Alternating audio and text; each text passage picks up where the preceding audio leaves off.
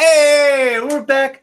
Heslop Tech talking with my bros. Hello, brother. Welcome back. Oh, we're double talking because I forgot to hit block that. Okay, how you guys doing? Jeremy, what's new in life? What is life? What is life? What is life? Baby, don't we're earworming it so hard. I'm king of the earworms. Yep, you don't need just any songs, anything. I heard you got Fortnite loaded up on your computer. Did you win some games? Yeah, I potatoed some people. Tater aim. And pretty much have everything on minimal settings. And every time it shuts down, it crashes. So I'm good. Oh, every time you leave a match, it crashes? No. A lot. Once I quit out of the app, it just says Fortnite for Mac shipping has caused a fatal error. Would you like to reopen? I'm assuming that probably their smallest market right now is the Mac. So they're like, yeah, we're not going to optimize this. Probably. Because I mean, most people aren't trying to game as much on a Mac, but that's cool that you got it working. Hey, I have everything as low as possible. I have all the lowest settings except for render distance. That way, because otherwise I can't save things far away, and I want to see things far away. Yeah, well, your stream makes it look like 10 times better. Mine looks like it was an OpenGL 1.0 app from like 1995. So, do you think it's just not optimized for whatever card you have or whatever? So it's just like freaking out. It could be. I need to play around with the settings a little bit more. I basically put it on low and then just went from there, and it drops the resolution way down. I think I can put the resolution back up and still get 30 or 60 frames or something. So okay, yeah, I'm on 1920 by 1080. I mean, but there's NVIDIA drivers that actually optimize the game that NVIDIA has been updating their drivers for, so that might help. Joshua, what's new in your neighborhood? Hey man, been playing that Sea of Thieves, bro. Been totally looting and pillaging and getting the gold loots. Twitch.tv/Joshua14. Digging up some treasure chest and killing some skeletons, and he had some cool clips that he just posted on his Twitch, yeah. On his Twitch, on his Twitter and stuff like that, of them messing up another group of pirates that tried to take over their ship. It was amazing. Yeah, I just joined this random kid and crazy zombie, and we just took over, man. He's like, oh man, they're stealing our stuff, and I'm like, oh crap! So we run back to our ship, and then we're totally. And then we chase after them for a while, and then we totally sink their ship. It's amazing. Their ship was a literal pincushion. It had so many holes in it, and Josh was like, he was repairing it so much. We basically ran out of everything, all of our resources. We had to go. It was wild. But we'll go to twitch.tv/Joshua14 to see what happened. It was fun. Yes. Cool. Going right into it. That's a mighty fine mic there you guys both have. You both got new microphones, so new and improved audio quality coming from the Heslop brothers. Oh yes. The same old mic quality for me that I've had for a while, but I think it still sounds great. Hey Kat. Well, moving right along, Joshua, what kind of things does NVIDIA having they're pumping out right now? Speaking of NVIDIA's updating stuff. Yes. So basically, they're supposedly working on a new cryptocurrency GPU to relieve the consumer market, which does not make any sense. It's like unbelievable. It's like, why in the world? I don't get it. It's like, just make enough graphics cards, guys. I mean, sheesh. Yeah. But so apparently, Inno3D is one of the third-party vendors, and they have this specs got leaked on Crypto Mining Blog. 3200 CUDA cores, which is down from the 3500 of the 1080 Ti. It still has 11 gigabytes per second memory clock. Base clock is 1582 megahertz. It's using the GDDR5X. So it only has a 250 watt max TDP, which I think is the same as the 1080 Ti. And it's saying it takes two 8-pin PCI Express for power delivery, which is a lot. But hopefully, you know, if the companies finally start coming out with cryptocurrency specific cards, I mean, but there's not going to be any way for miners to be prevented from buying the regular GPUs is the problem. So it's still going to create a bottleneck, and you know, especially when they're saying, you know, that I can sell my you know, regular GPU for more money used than I can a crypto card that's specific. So because you look at the ant miners, the bit miner rigs that are all in ones, you know, the old ones, they're just selling for crap. So it's one of those things where I don't really think it's going to relieve the pressure on the market, but hopefully it will create more SKUs for, you know, at least put more cards out there for people to that only want to mine by, and hopefully that will help. But who knows? Well, question, is that card going to be better or worse than like a 1070? Because isn't 1070 supposed to be like one of the best cards per money to buy for mining? It's the sweet spot where, you know, supposedly it's only supposed to be $400 card, but you know, it still performs just a little bit less than the 1080, which is, you know, 550. So you get your return on investment way quicker using that card. But you know, now they're $200 more. They're $600 and $650 for the 1070. So it's still wild. You know, of course, I keep up with Reddit on build a PC sales, and NVIDIA was supposed to have their stock back in. It's already out. You know, it was like 2 hours. Within 2 hours, it's all out. So you know, it's one of those things. They're still buying cards like crazy, even though the Bitcoin is down to 8K right now. So yeah. You think that? I'm sure that's going to bounce up pretty quick, right? You never know. It's just one of those things where I see articles all the time since I'm into Bitcoin and on Google now, and basically they're saying now, oh, it's, you know, Bitcoin is illegal in certain countries, so that's going to hurt the market and blah blah blah. So we don't know what the future holds. It's just a matter of, hey, you know, I made a few bucks on Bitcoin, and that's all I can say is, hey, I made a few bucks, right? Yeah, I don't get this card either. I mean, number one, it's only 5 gig, and I think the 1070s have 8, which is better performance with, or is it 6? 1070s are 6 gig. My 1060 has 6 gigs. I think. Yeah, so I think the 1070s are 8 gig, but regular DDR5. The yeah, but it's not proven that the 5X was any better. I mean, I guess if optimized correctly, it can be, but most of the 5X cards out there, like the 1070 Ti, is not even worth it. You just get a regular 1070 because it has a regular DDR5, which, because the X sometimes freaks out with the with when you're crypto mining. But so it doesn't make any sense. It's only 5 gig, because the more memory you have, the better performance you're going to get on Ethereum and the other altcoins. And you know, 250 TDP. I mean, that's the same as any other card, and so you're not going to see electricity. 1070 and 1080 are 180. 180. Yeah, so you're getting better performance, and like you said, the resale value. I mean, every year you're going to have to upgrade to the latest NVIDIA graphics cards, and if you can sell last year's cards to gamers that don't care to have the latest and greatest, you're going to get some ROI back as a miner. Whereas if you have one of these crypto cards, you're going to be like, hey, anybody want to buy my card for $10? They're like, no, that's too expensive. You can only sell them to miners. You can only sell them to miners. So unless there's some other, I mean, there are other applications for these CUDA cards, like PhysX for rendering. Yeah, PhysX, and then also you have the people that CUDA that do CUDA programming for like schools and things like that. So there might be, but that's even a smaller market than mining. You know, people that are doing, you know, huge database Hadoop renders and supercomputing and stuff like that are even smaller than miners right now. So it boggles my mind. I've seen them out there. I saw Linus put one on one of his builds, but I just shake my head like, why? No doubt. No doubt.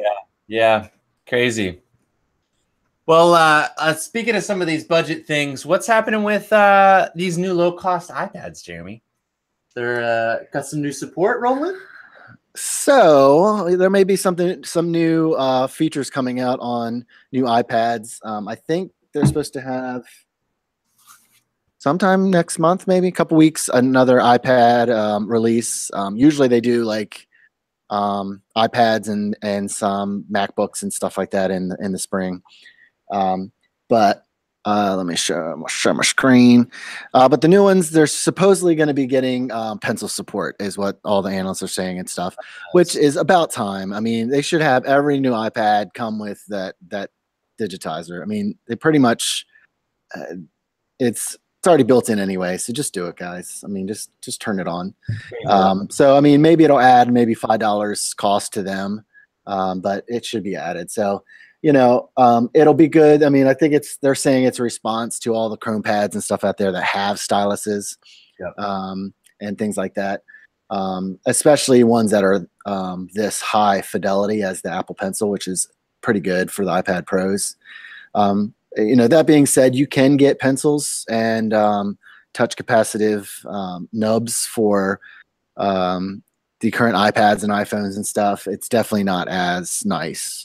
They're kind of they have the discs on the bottom that wear out, and it's like it doesn't feel as fluid. Or they're rubber, and they kind of stick a little. And you're rubbing against the screen. Though, if you're going for the low cost iPad and then you're buying a $100 Apple Pencil, I don't know if they've come down since then, but you're pushing up. I think it might be 69, but yeah. But still, that's cool to see because they needed something in that market. Did you guys see the render that Marquez MKBHD posted on his Twitter of new iPad render with very small bezels on the side? That looks like more like an iPhone 10 instead of a large iPhone 10, but there's no notch. Ooh, it's just a simple bezel all the way around it. It has. There was talk about that. Yeah, there was talk about a notch. Bezel. Jimmy, you're sharing me. Oh, there we go. The thing he was saying is if you don't have bezels, what are you going to hold on to? So on an iPad, you can't hold it with just one hand as easily. So you're going to need two hands, and you don't have to hold on a bezel. So you got to have something on there. If you're totally bezel-less on an iPad, you're just going to be holding the actual screen itself. So I see a need for some type of bezel. I mean, they don't need to be as big as they are on iPads right now, but there's got to be a sweet spot for that. I'm all about the tablet bed stand, bro. So tablet bed stand. Don't need bezels. Yeah, it hangs over your head that you can when you're in bed. I'll show you this just in. It connects to the back of your. I gotta go here. I gotta show you. It's called My Hangover. Okay, this is the best thing in the world. Oh, I think I know what you're talking about. I've seen that. Yes, baby. Yeah, this is the sweet spot right here. There you go. I think that's actually holding a surface. A surface. Yeah. It's only $60. 60? Amazing. Not terrible. Yeah. Get rid of the bezels. The Let's hand do it. isn't that great, but Well, maybe it's awesome. Yeah. Hey, you know what? It can get closer to me. It can get way closer. That's awesome. Well, speaking of small bezels, a company that has been struggling in the smartphone market might have something that's going to catch my attention if this is for realsies. The latest renders for the HTC U12 Plus look really good. It looks like a rounded Essential phone, but without a notch, and just a solid overall design.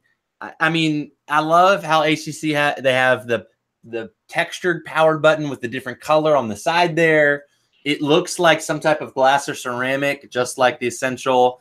The renders, they look slick. I mean, how about the bezels?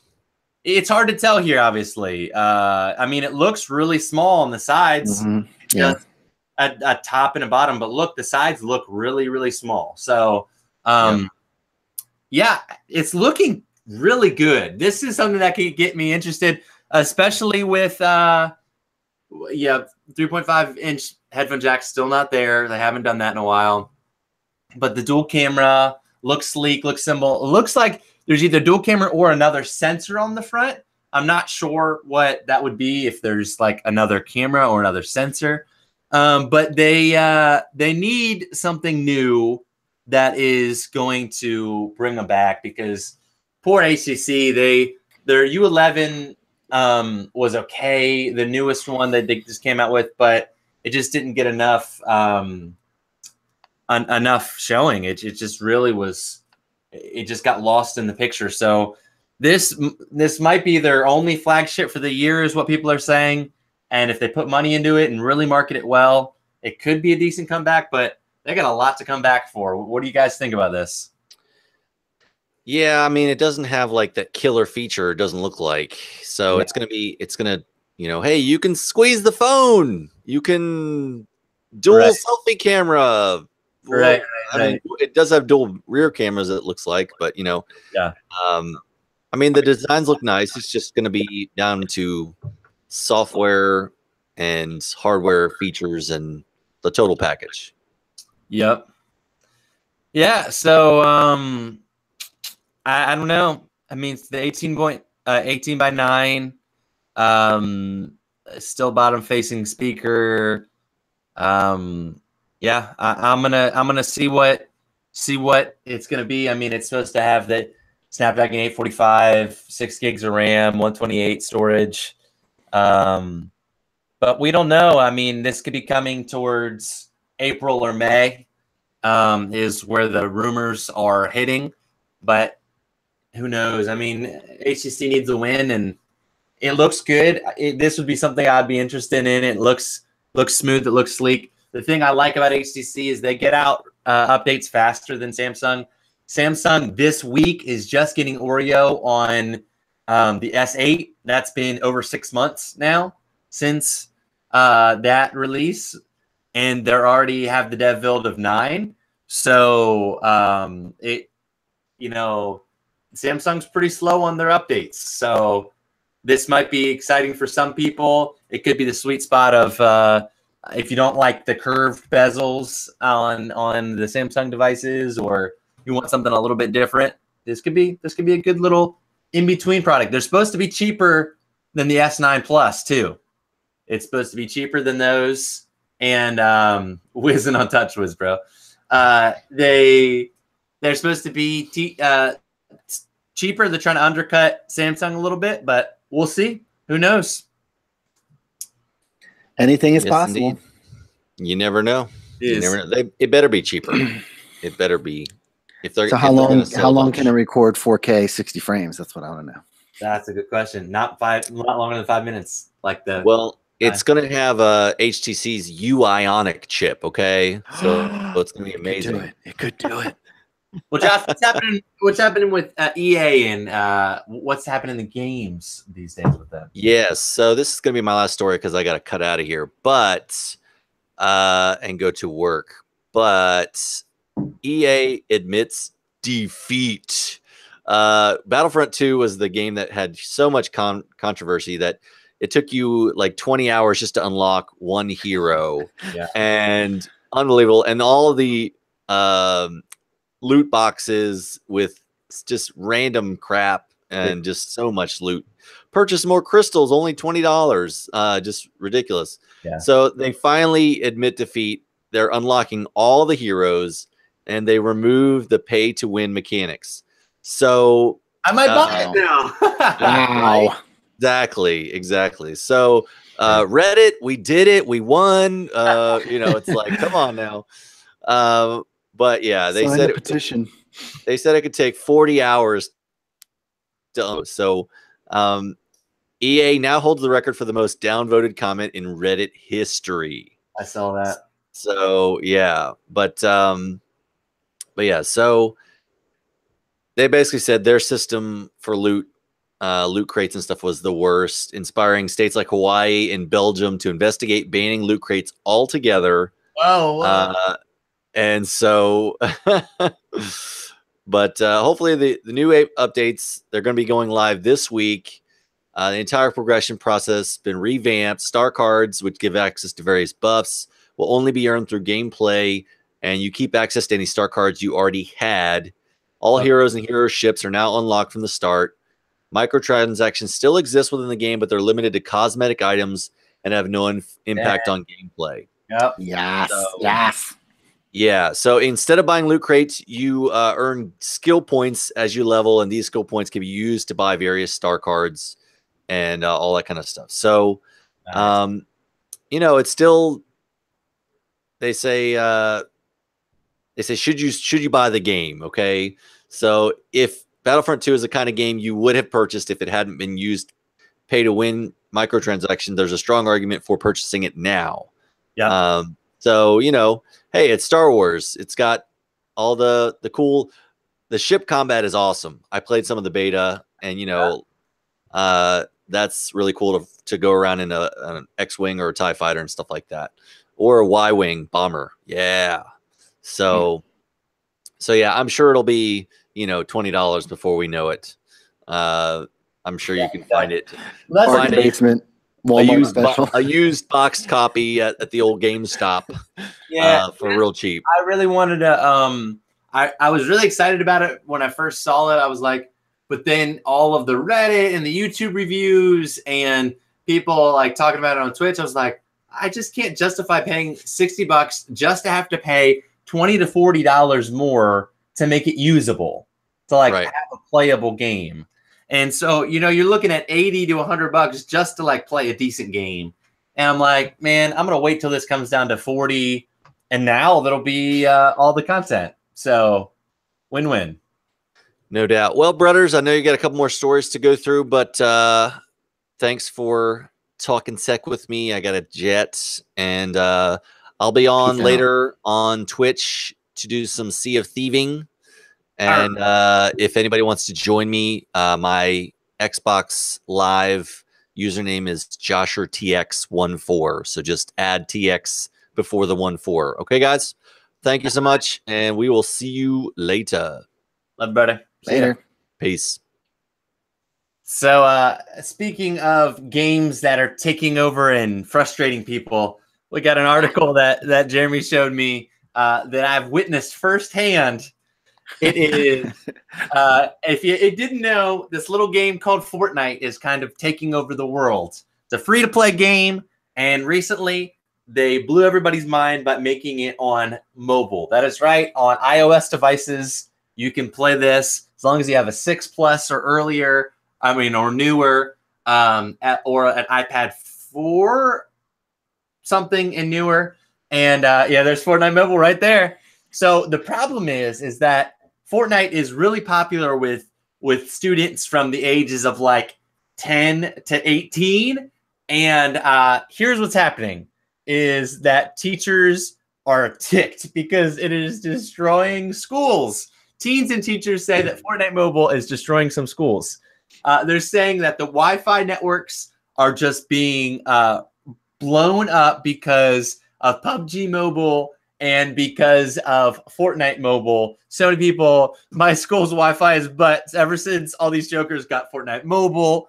They banned Fortnite Mobile in my school. Actually, people fighting over Fortnite wins in my class. Fortnite Mobile has completely killed what little school Wi-Fi we had.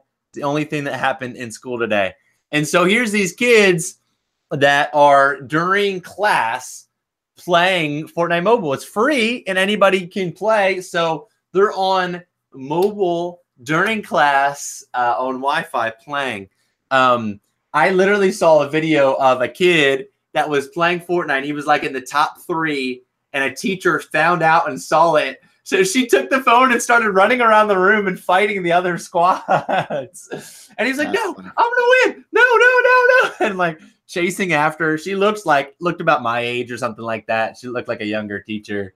And she was like, I'm going to get him. And she was shooting in the game and running around. But this is a crazy. I mean, it's such a big phenomenon. It's you know, I don't know the numbers overall, but I'm thinking it's bigger than like Flappy Birds and all those types of things at this point.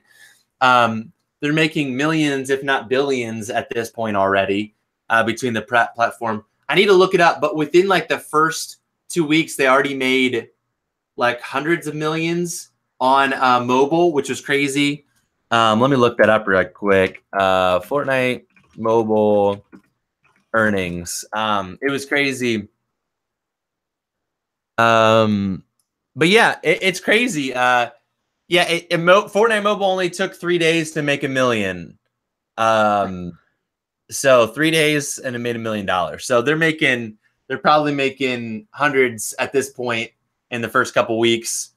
And I can imagine how much money they're going to keep making in the future, but pretty crazy. I can't play it yet, still on Android, so it'll be out in a little bit. But Jeremy, how have you liked it on mobile? Did you play a couple games? I just started it for a few seconds and ran around. It seems pretty smooth. You know, I'll definitely check it out a little bit more as it gets along. But I mean, how is it making money? Are people just buying battle passes and stuff? Yeah. So yeah. So this opened up a whole new market of people that can play. Mostly a younger generation that might not have an Xbox or a PC, but they have a phone for school and stuff like that. And so they're putting money on there to get skins and battle passes and things like that. So I think it's just opened up a new demographic of people, or even adults that don't have a good PC or don't have an Xbox, but want to see what all the hubbub about Fortnite is and have an iPhone 7 or have an iPhone 8. And they're like, yeah, I can play Fortnite mobile now. And they play with some office buddies, stuff like that. So yeah, I think it just opened up new demographics, new groups of people that could play the game. And more people are like, oh, sure, I'll buy this cool skin. I'll buy an astronaut skin or buy this or buy that because they want to look cool for the friends, you know? So pretty neat. Yes. Well, speaking of platforms that are ruining things, Jeremy, what's happening with Facebook? It's a whole thing. Well, unless you've been under a rock, you probably heard all the kerfuffle about Facebook leaking a bunch of user details to a company called Cambridge Analytica, which just so happened to also share their information and help out political Trump campaign, as well as some Russian companies looking for so-called internet trolls. So all this data was potentially out there. And so there have of all places, Maryland, somebody in Maryland has begun a class action lawsuit to the tune of, let's see, what was it, 5 million, 4 million, something like that, against Facebook, saying that they should have known and they should say they're sorry by paying this money to everybody. So let me look up the exact price here. They actually have it's 5 million. Wow. So more than 100 class. So I'm pretty sure they'll get more than 100 class action people on this. But it'll be interesting to see what comes out. I mean, Zuckerberg was on CNN and did his typical, sorry, not so sorry, kind of spiel, and kind of smug when he's on interviews. He's not the greatest interviewer, to begin with, but that's fine. And whatever. But it's interesting. She says that she saw lots of political ads on her own Facebook feeds in the actual class action lawsuit. So we'll watch it and see what happens. They said 50 million people's data was leaked. So probably, I don't know how many billion, what is it, up to 1 billion now of people on Facebook or something. So there was whatever it is, but there's a lot. So anyway, it's got to be pretty good. 2.2 billion in 2017. Yeah. So, 50 million, no big deal, but still, yeah, that's probably most of the active users at any one time is probably in a couple million. So it'll be interesting to see how it all plays out. And it's definitely a drop in the bucket for Facebook. Yeah. I know they'll probably fight it and try to get out of there. I mean, if it's already hit their wallet, I mean, they're investing, or their IPO, their stock price has gone down 10% since that came out. So it was like hundreds of millions or more. How much they lost? A lot of money. Yeah, they're total. I mean, if it's, they already had a couple $1 billion worth of market share, but it's less now. True. So we will see what happens.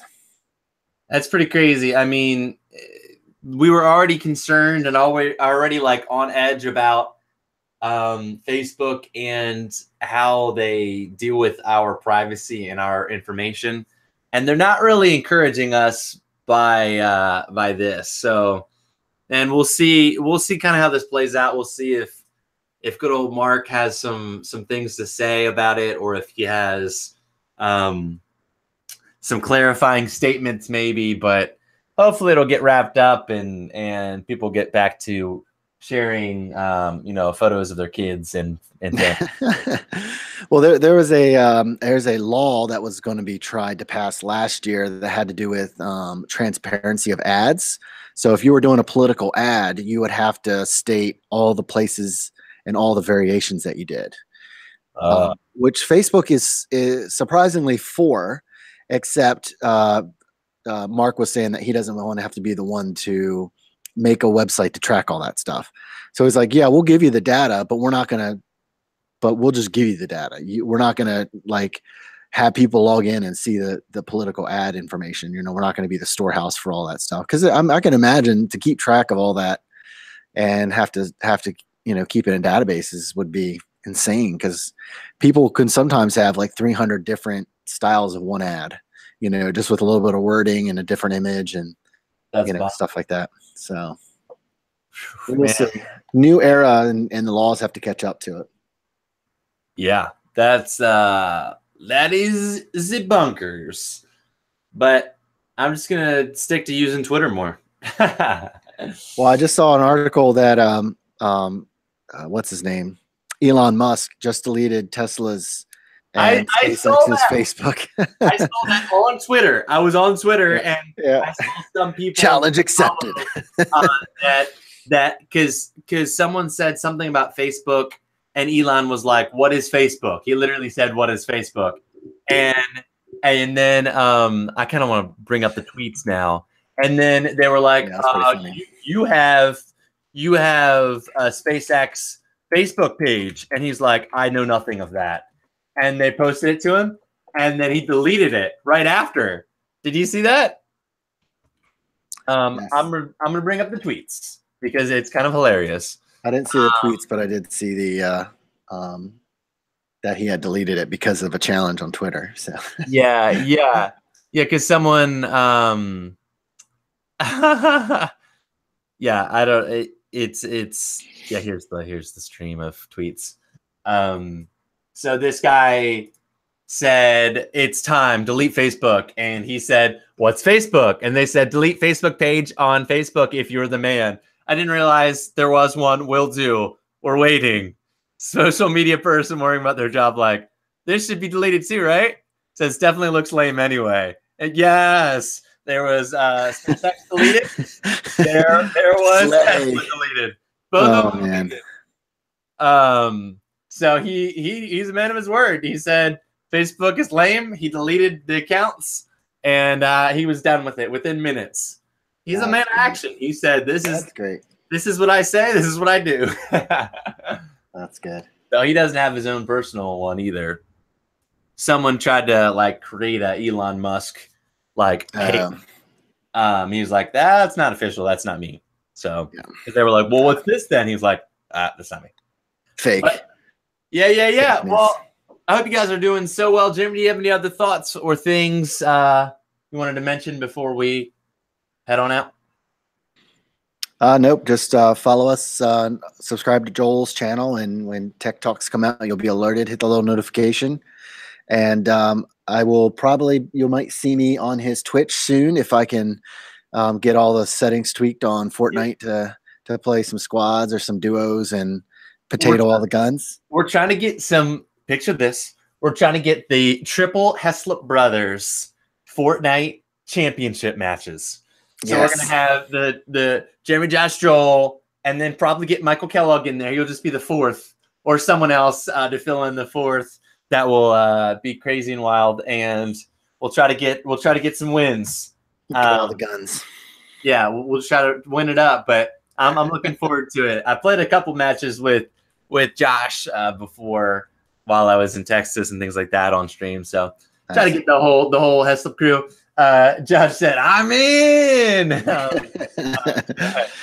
Yeah. And if you're a business owner or entrepreneur, CEO, definitely check out OmniTech Pro, and we can help you with your business needs on that side. So. Yeah. So if you'd like to check out any of our social media stuff, if you look down in the links below, there's Twitter and things like that. There's OmniTech Pro's website for all your business, IT, and marketing needs, as well as like Josh's Twitch and YouTube as well.